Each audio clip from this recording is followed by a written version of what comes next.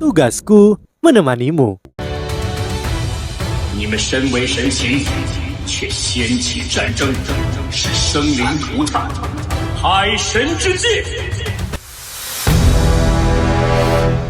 Hai sahabat masuk, kembali bersama Miminata di sini. Kali ini kita akan melanjutkan menyelam dalam alur cerita novel Solen 2.5 Legenda Alam Dewa. Sebelum masuk ke dalam cerita, Mimin ingatkan, jangan lupa like, comment, and subscribe. Tanpa berlama-lama, Solen 2.5 Legenda Alam Dewa.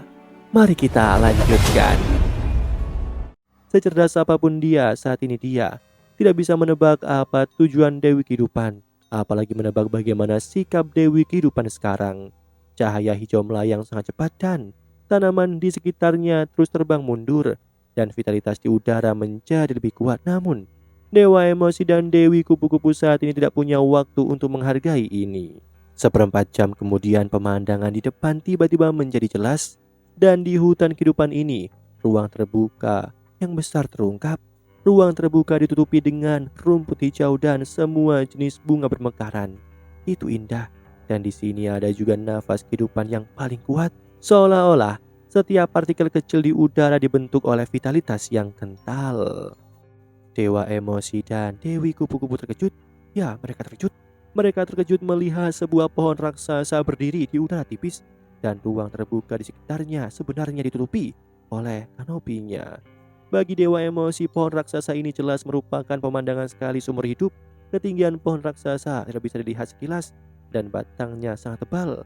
Dia memiliki perasaan bahkan 100 orang mungkin tidak akan bisa memeluk pohon ini.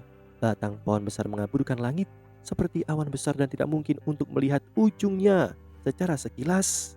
Vitalitas yang kuat tampaknya melahirkan kehidupan kecil dari pohon ini. Dewi Kehidupan mengendalikan cahaya hijau zamrud untuk jatuh, dan banyak titik cahaya hijau muda tiba-tiba terbang keluar mengambang di tubuhnya. Dewi Kehidupan bahkan lebih indah dan tak tertandingi. Bibi hijau, kamu sangat cantik. Dewi Kupu-Kupu mau tak mau berkata dengan kagum.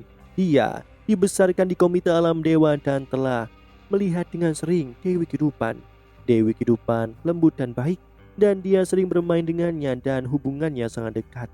Tang Wutong selalu memanggilnya Bibi Hijau dan Paman Ungu untuk dewa kehancuran ketika dia masih kecil, dan itu juga dikabarkan menjadi lelucon di komite alam dewa. Mendengar panggilannya, tubuh Dewi Kehidupan bergetar sedikit. Dengan sedikit kesedihan di matanya, dia menghela nafas pelan dan berkata, "Maaf, Shou Wutong."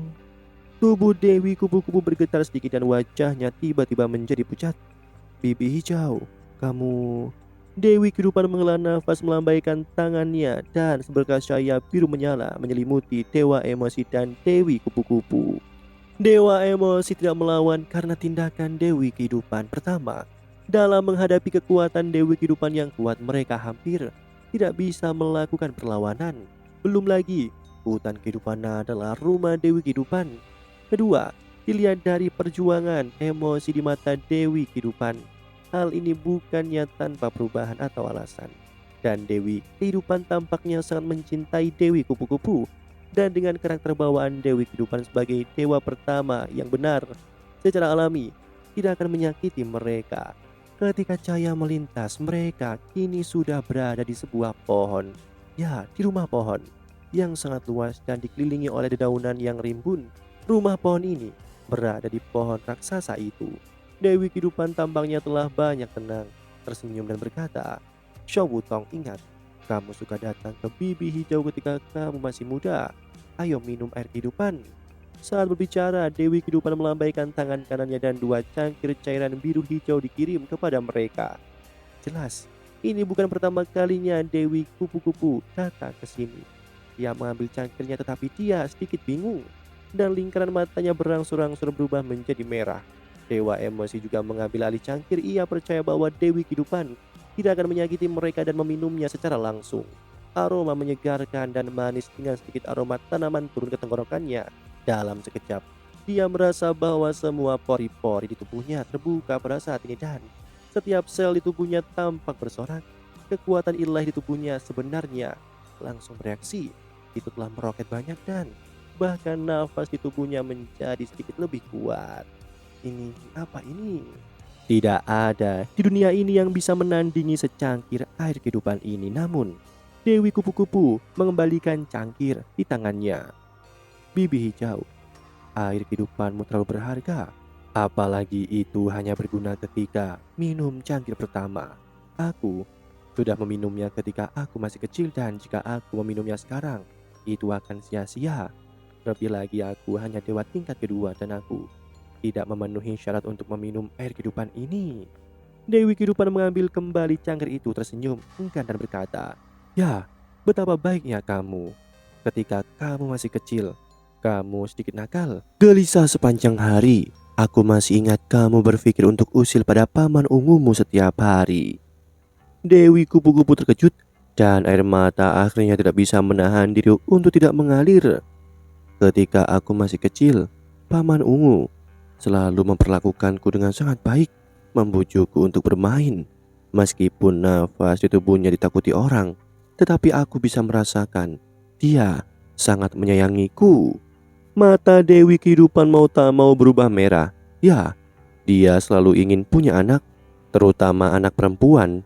Dia sering berkata kepadaku, jika kita punya anak perempuan, alangkah indahnya jika kita memiliki anak perempuan sepertimu. Sayang sekali, kombinasi antara penciptaan dan kehancuran ditakdirkan untuk gagal menghasilkan keturunan. Aku kasihan padanya. Dewi Kupu-Kupu memandang Dewi Kehidupan dengan air mata di matanya. Kenapa, Bibi Hijau? Mengapa paman ungu harus memenjarakan ayah dan memperluas alam dewa? Bukankah hebat bahwa kita seperti sebelumnya? Jika kita bisa, aku benar-benar ingin seperti dulu. Aku benar-benar ingin kembali ke masa lalu. Bibi Hijau, bukankah kamu dan paman ungu mencintai Wutong? Dewi Kehidupan menangis dalam diam dan dewa emosi di sebelahnya menghela nafas pelan dan berkata, "Dewi Kehidupan, ini tentang kelangsungan hidup alam dewa. Anda harus tahu karakter ayah mertuaku. Mertuaku telah menjanjikan dewa kehancuran. Jika tidak ada situasi yang dia prediksi, dia akan menyerahkan kekuatan." Dewi Kehidupan mengangkat kepalanya dan memandang dewa emosi. Apa yang dilakukan? Apa yang dilakukan pada dewa laut? Setelah merenung sejenak, dewa emosi berkata, "Dewa kehancuran menggunakan ibu mertuaku yang sedang hamil untuk menahannya dan memenjarakan ayah mertuaku, juga kerabat dan teman-teman dari ayah mertua serta ibu mertua di alam dewa." Dewi Kehidupan mengerutkan kening dan tiba-tiba dia berbalik dan membelakangi dewa emosi dan Dewi Kupu-Kupu. "Kalian pergilah." Dewi Kupu-Kupu tercengang. "Bibi Hijau, kamu..." Dewi Kehidupan berkata dengan acuh tak acuh, "Aku tahu untuk apa kamu di sini. Maaf, aku tidak dapat membantumu dengan masalah ini. Dewa kehancuran adalah suamiku. Bahkan jika aku bisa membantunya menangani masalah dewa laut, tapi aku tidak bisa. Aku tidak akan pergi dari sini sampai semua debu mengendap. Aku tidak akan membantu dewa kehancuran, aku juga tidak akan membantu dewa laut. Mohon mengertilah." Setelah mendengar kata-katanya, hal pertama yang dewa emosi pikirkan adalah kata melarikan diri. Tidak ada keraguan bahwa Dewi Kehidupan ini melarikan diri. Dia tidak membantu dewa kehancuran. Dia adalah identitas penegak hukum alam dewa. Semua yang telah dilakukan dewa kehancuran telah melanggar aturan alam dewa, namun dengan cara yang sama dia tidak mau membantu atau mengincar suaminya dan juga tidak menghentikan dewa kehancuran karena dia bagaimanapun adalah suaminya. Dan di alam bawah sadarnya dia tidak berpikir suaminya telah melakukan kesalahan. Bagaimanapun dewa kehancuran masih berangkat untuk pengembangan alam dewa, tetapi konsepnya berbeda dengan dewa laut. Dalam hal ini dia hanya bisa melarikan diri dan bersembunyi di hutan kehidupan ini. Sejak dia bertanya tentang situasi dewa laut, dewa emosi tahu bahwa dia telah sepenuhnya menutup pemahamannya sendiri dan sumber informasi dari dunia luar. "Bibi Hijau," teriak Dewi Kupu-Kupu dengan sedih. Dewa emosi meraih tangannya dan berkata dengan lembut, "Wutong, kamu tidak perlu membujuk. Dewi juga memiliki pilihannya sendiri. Dari sudut pandangnya aku bisa memahaminya. Di sisi lain, dia adalah seorang istri dan dia tidak tahu bagaimana menghadapinya. Dewi Kehidupan berbaik dan menatap Dewa Emosi dengan terkejut. Matanya melembut lagi. Aku tidak berharap kamu memahaminya, pria kecil. Sebenarnya kamu tidak perlu terlalu khawatir. Aku mengerti kehancuran dia sangat baik. Meskipun dia memiliki temperamen yang keras kepala, tetapi dia tidak memiliki niat buruk. Dia hanya memiliki keinginan yang lebih kuat untuk kekuatan. Kali ini, dia juga dipicu oleh pengembangan alam dewa. Meskipun dia memiliki ide menekan dewa laut, dia masih berharap untuk mengandalkan kekuatannya sendiri. Kekuatan itu telah membuat ranah para dewa berkembang pesat. Karena itu tidak peduli apa, dia tidak akan benar-benar menyakiti dewa laut. Dan setelah semua debu mengendap, dewa laut secara alami akan dilepaskan. Dewa Emosi menggelengkan kepalanya dan berkata dengan tegas, Dewi, aku mengerti dan setuju dengan semua yang Anda katakan. Namun, ada beberapa hal yang aku khawatir kamu belum tahu. Jika dewa kehancuran murni untuk pengembangan alam dewa, jika demikian maka kita tidak akan berada di sini hari ini karena ayah mertuaku telah menilai bahwa tidak mungkin bagi kita untuk meyakinkanmu. Alasan mengapa kami ada di sini hari ini adalah karena ada situasi lain yang harus diberitahukan kepadamu. Tidak peduli apa, Anda juga penegak alam dewa terkait dengan kelangsungan hidup alam dewa, jadi tolong buat keputusanmu dengan hati-hati. Apa? Mendengar apa yang dikatakan? Wajah Dewi Kehidupan akhirnya berubah. Dia tahu bahwa sebagai dewa emosi tingkat 1, dia tidak akan pernah membidik apapun. Apalagi kata-kata ini diucapkan oleh dewa laut. Meskipun dewa laut Tangsan masih muda, di dalam hatinya dia masih sangat yakin akan dewa laut. Dari sudut pandang manapun, dewa laut memang sangat cocok sebagai penguasa alam dewa. Pikiran dewa emosi bergetar sedikit dan 7 cincin di belakangnya naik, mengembun menjadi lingkaran cahaya. Lapisan fluktuasi emosi aneh juga berkembang darinya menutupi ketiganya sehingga suara tidak akan menyebar dan tidak ada keberadaan yang dapat mendeteksi semuanya di sini. Bibirnya berkedut. Dia mengatakan sesuatu kepada Dewi Kehidupan. Kali ini bahkan Dewi kupu-kupu Tang Wutong di sampingnya tidak mendengarnya. Dia menggunakan sepenuhnya akalnya untuk membungkam suaranya dan hanya menyampaikannya kepada Dewi Kehidupan. Wajah Dewi Kehidupan tiba-tiba sangat berubah dan dia berseru, apa yang kamu katakan ini benar? Tidak, ini tidak mungkin. Meskipun dewa kehancuran memiliki banyak kekuatan dan keinginan, tapi dia tidak mungkin tersesat seperti ini. Dewa emosi berkata dengan sungguh-sungguh, aku bersumpah dengan tahta dewaku bahwa semua yang aku katakan adalah kebenaran. Aku percaya penilaian ayah mertuaku. Tidakkah Anda percaya? Wajah Dewi Kehidupan terus berubah, tangannya yang polos perlahan mengepal dan dia menghela nafas ke langit. Kehancuran, kamu sangat tersesat. Bagaimana mungkin dia tidak mempercayai penilaian dewa laut dalam masalah sebesar ini? Dia tidak punya pilihan dan hanya bisa percaya. Dewa emosi berdiri di sampingnya dan tidak mengatakan apa-apa, tapi dia sangat percaya bahwa penegak hukum para dewa akan membuat keputusan ketika datang ke masalah besar, benar ataupun salah. Dengan mata terpejam, setelah hening sejenak, Dewi Kehidupan tiba-tiba membuka matanya dan berkata dengan tegas, Oke, aku akan pergi denganmu bagaimanapun. Aku tidak bisa membiarkan dia membuat kesalahan besar. Tang Wutong sangat gembira dan melemparkan dirinya ke pelukan Dewi Kehidupan. Bibi hijau, terima kasih.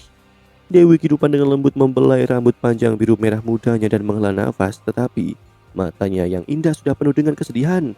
Situasi yang paling tidak ingin dia hadapi, bagaimanapun juga harus dia hadapi.